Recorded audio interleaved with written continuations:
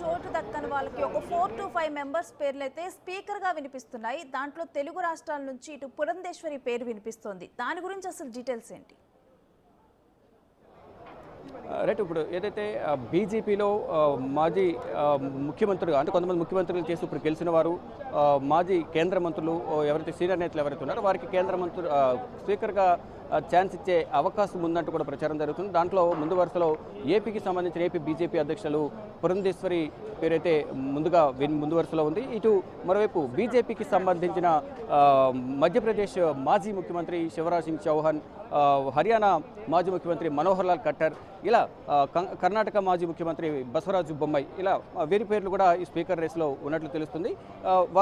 వారిలో కొంతమంది పేర్లు పరిశీలనలో ఉన్నాయి. ఈ నేపథ్యంలోనే ఈ కేంద్ర కేబినెట్లోకి పురంధేశ్వరిని తీసుకులేదు. అనూహ్యంగా నర్సాపురం ఎంపీ శ్రీనివాస్ వర్మ పేరు అనేది తెర మీదకి వచ్చింది. అంటే మొన్న జరిగిన ఎన్డీఏ పక్ష సమావేశంలో ఆర్ఎస్ఎస్ సంబంధించిన నేతలు, సీనియర్ నేతలు కూడా ఈ సమావేశంలో పాల్గొన్నారు. తర్వాత జేపీ నడ్డా నివాసంలో జరిగిన మిత్రపక్షాల ఎన్డీఏ మిత్రపక్షాల సమావేశంలో కూడా ఈ ఆర్ఎస్ఎస్కు సంబంధించిన నేతలు కూడా పాల్గొన్న నేపథ్యంలోనే ఆర్ఎస్ఎస్ వారి సలహాలు సూచనల మేరకే ఆర్ఎస్ఎస్ ప్రోద్బలంతో అండతోనే ఈ శ్రీనివాస్ వర్మ పేరు అనేది అనూహ్యంగా తెర మీదకి వచ్చింది. ఇటు బిగ్ టీవీతో మాట్లాడిన సందర్భంలో కూడా వారు ఎంఓఎస్గా అవకాశం ఇచ్చారనేది వారు చాలా ఆనందం వ్యక్తం చేస్తున్నాం. మొదటిసారి ఎంపీ అయినప్పటికీ కూడా మాకు ఈ పదవి ఇవ్వడం అనేది మరింత బాధ్యతను పెంచినట్లుగా మాకు అనిపిస్తుందంటూ కూడా పెమ్మసాని అనుచర వర్గం కూడా ఆనందం వ్యక్తం చేస్తున్నారు. ఇక 2 తెలుగు రాష్ట్రాలకు సంబంధించి 5 పోర్టుఫోలియోలు అనేది కేంద్ర మంత్రివర్గంలో రావడం ఇదో తొలిసారి అంటూ, దీని ద్వారా 2 తెలుగు రాష్ట్రాలు, మరి ముఖ్యంగా ఆంధ్రప్రదేశ్ విభజన జరిగిన తర్వాత అనేక విధాలుగా నష్టపోయింది.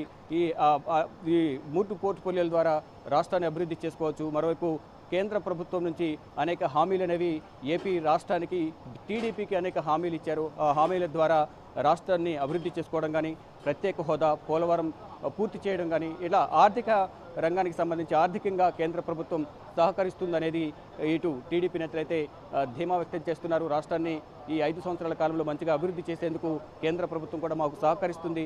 ఈ నేపథ్యంలోనే 3 పోర్టుఫోలియోలు, అంటే ముందుగా టీడీపీకి 4 పోర్టుఫోలియోలు ఇస్తారు, కేంద్ర కేబినెట్లో అవకాశం కల్పిస్తారంటూ ప్రచారం జరిగింది. కానీ ఇప్పుడు అంటే బాలయోగి కుమారుడికి కూడా